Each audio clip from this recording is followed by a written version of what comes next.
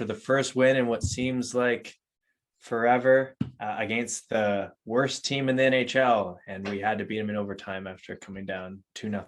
But we're gonna be hopeful in this because that's what we bring to you guys. We bring hope when everyone else is pissed off. We never get pissed off here. So, Mark, what were your thoughts? What were your thoughts on watching last night's game? Well, after the first, I messaged the group saying, "This is going to be a bad pod. This is going to be so bad. I'm so mad." And I was like, "They're over. They're done. Chop them up."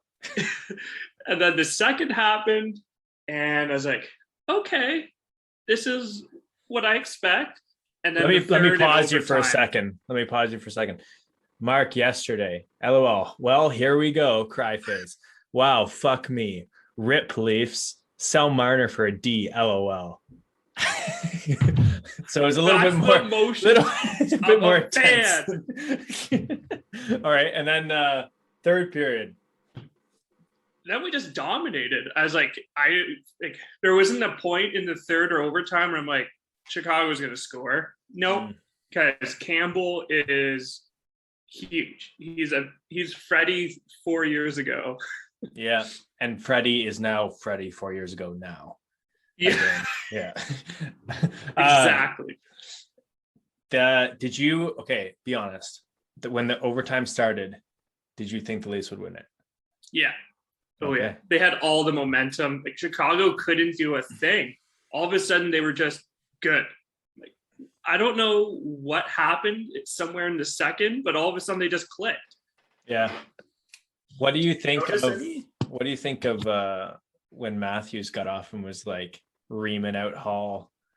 I love that. He's holding them accountable, which is exactly what they need right now. Mm-hmm. Like, you have to point out who isn't playing up to their potential or they're playing like garbage. Like Muzzin, after that, he got absolutely destroyed on that dangle and they scored. Mm-hmm. I was like, oh my God, what's going on? This is our best defenseman. And then all of a sudden he got yelled at and they started turning it around. Mm-hmm. Well, I don't think Matthews would have the balls to yell at Muzzin. But Hall, though, I think it was a couple times. There was one where he went offside.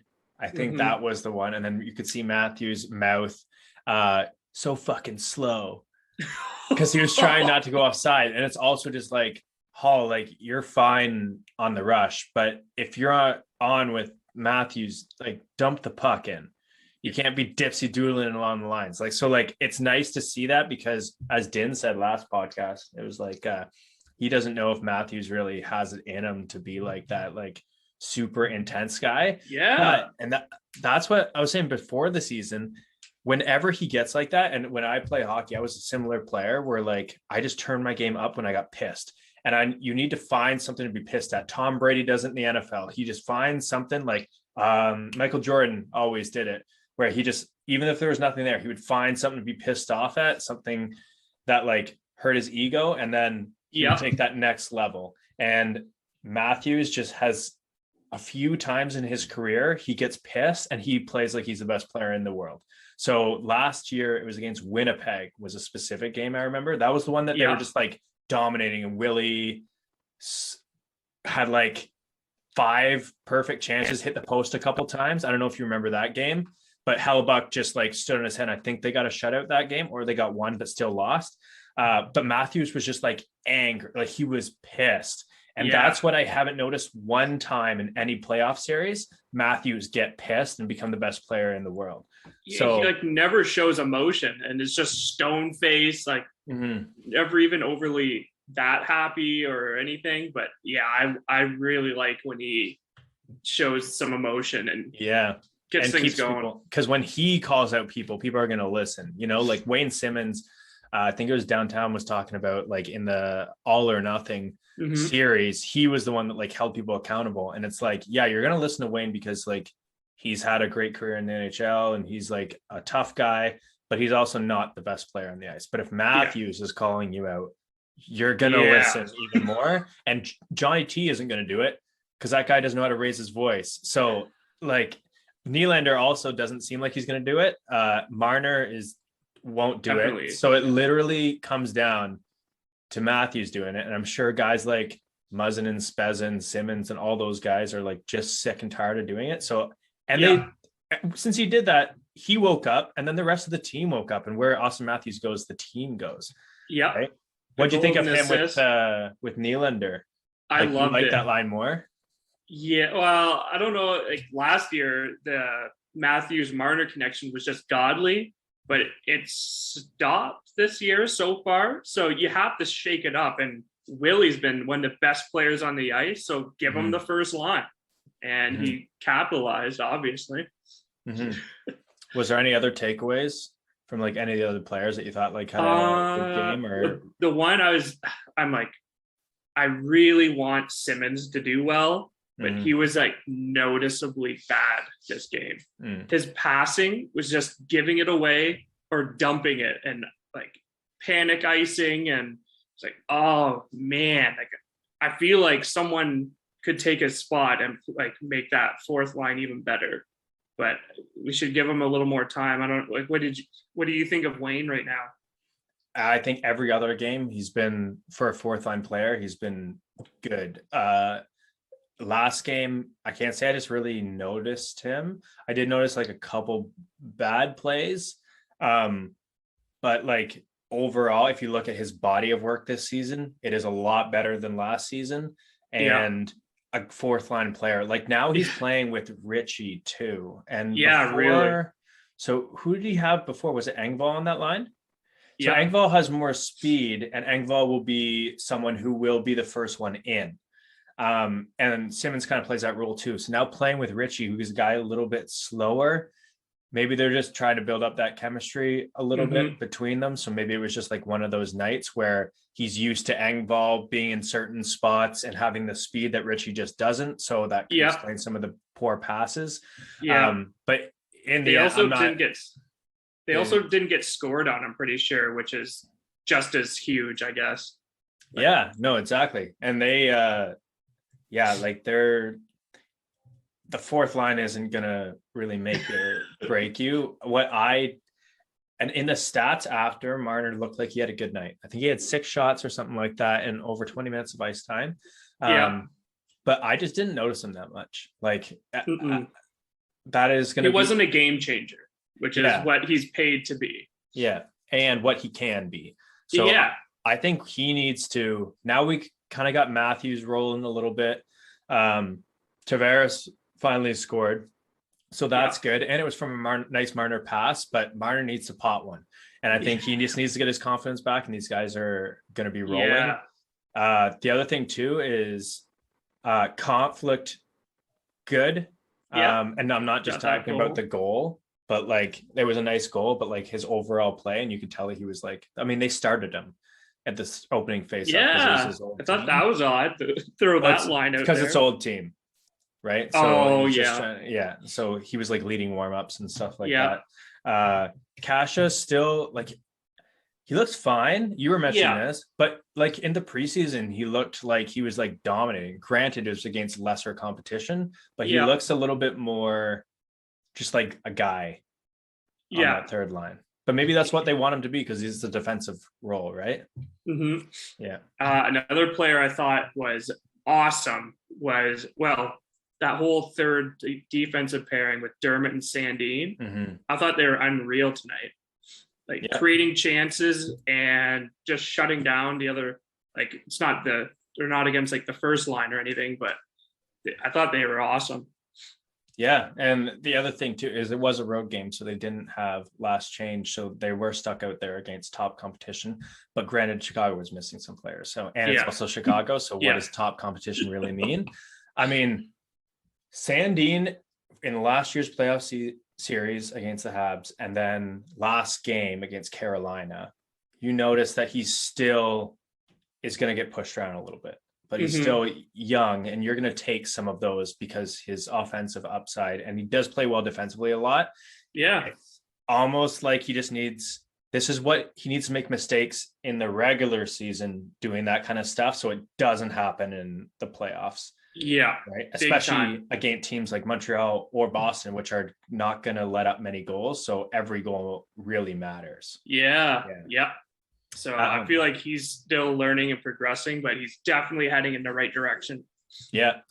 And Mrazek is training with the team again, so he might be back relatively Okay. soon, which Yeah. is good because it'll give Campbell, because they're You can't overplay him, just like all the you rest can't of the. overplay him, but you also can't play Hutch after that last game. Jesus.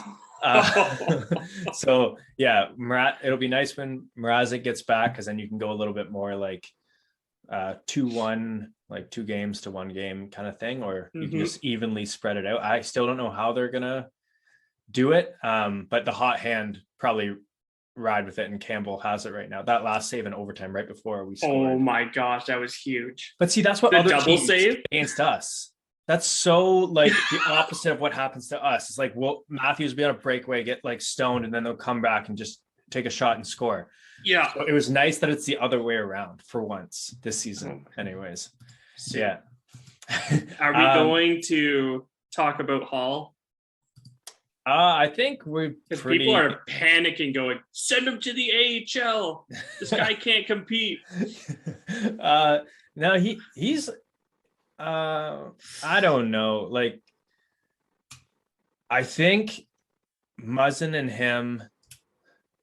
I don't know if there's something wrong with Muzzin. I feel like if there was, they would probably not be playing him right now because it is early in the season. But there's also a lot of pressure on the team, so pulling him out, maybe if they win a couple, they might pull him out if there is something wrong with them. They haven't looked good, but then in our last podcast with Downtown, we were looking at, and I think they were 21st or 22nd in the league in terms of defensive pairings, Okay. which is good. Yeah. Like that's good, Definitely. but by the eye test, they look off, Yes. right? Yeah. Yeah, and like Muzzin on that one where he just got dangled, but realistically, like as a defenseman, that's kind of what you're supposed to do. Doc is just Yeah. That was and unlucky. like Muzzin knows what he's doing there, and I think he lost his leverage when he pushed too far and then left. Like if you're gonna do that, you need to stand up a little bit more at the blue line. Yeah. But Hall's fine. The thing is, he looked really good last year because he was playing against a lot of teams in the Northern Division. And he's another guy where if you get him pissed off or you get him like against McDavid, if he has a role, he becomes a good player, right? But if he's just like, there's a lot of pressure on probably him as well, because this is a contract year, I believe, for Justin Hall. And like he could go anywhere between 5 million or like 1 million, right? Like that's like Riley at least is gonna, no matter how shit he plays this year, is at least gonna make 5-6 million. Oh yeah. Hall can either make a shit ton of money or no money, so he has more pressure than really almost any Leafs defenseman. Sandin's gonna get paid. Liljegren, if it's not with the Leafs, is gonna go to another team, right? So I would like to see Liljegren in there, but yeah, I don't know. That's a tough one. What do you want? Like, would you rather Liljegren on there with Muzzin, or? Like I would, but if he starts to suck and that like he can't hold his weight because he's still young, then it's like kind of wish I had Hall back. So Hall, he's gonna be decent. With Liljegren, like he's looked awesome, but at the same time, you don't know if he will or not. But inside, I want to say, play Liljegren with them, see what we can get. But at the same time, I want to be safe. Yeah, but it's like Liljegren he can be maybe a little bit worse than Hall, but he's not going to be like a terrible player, but his upside is much higher than Hall. Yeah, exactly. I just think that there's so much pressure on this team right now, like by fans, probably management as well, that like, they probably have to stick with the guys that they know, like more of a safe option. And going to Liljegren is like full time, and taking Hall out of the lineup, who was their fourth defenseman, instead of taking a guy like Sandin or Dermott out of the lineup, is like a big move for them to make, right? So maybe if they string a couple together and Hall still looks bad, that might be something where they mix up. But I think It's a good problem to have with either Hall, Dermott, or Liljegren as your seventh defenseman, no matter what. And they'll probably go out and get someone at the trade deadline too.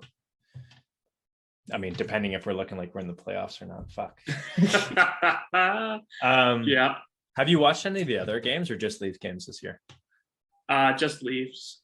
Yeah, same. I kind of, I watched highlights, like right TSN in the morning or something. Yeah, Hyman has, I think, 6 goals in 6 games now. I just keep hearing how amazing he is, and I just keep not listening. Yeah. We would still have Hyman if it wasn't for COVID. So that would be nice. At the start of every year, I always write out like what I think the lines are going to be.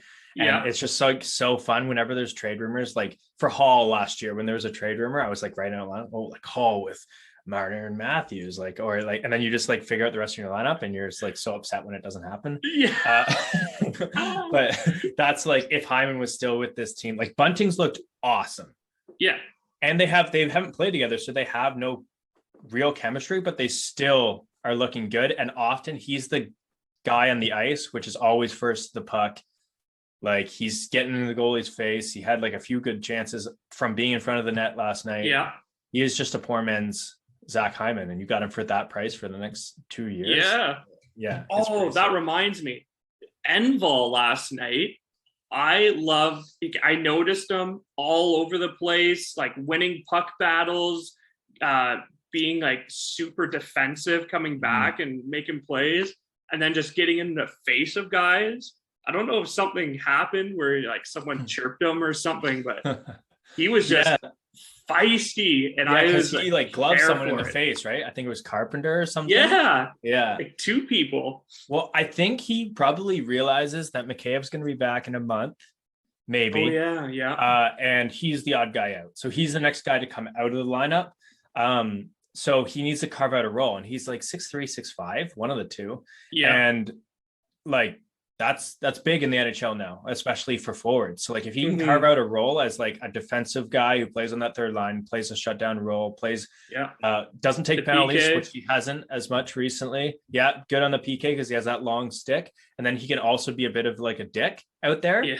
When Mikheyev comes back, he might not be the guy that comes out. Now, who will? It probably still would be him, because I can't see them taking out Richie or Simmons. Yeah. But once again, it's a good problem to have. Yeah, because whatever he is doing last night, I want to see that every night, and I would love him. Yeah, and he probably does realize, agent's probably telling him, if you want to get paid again in the NHL, you're gonna have to start carving out a role for yourself instead of being the guy that takes penalties and looks a little awkward out there.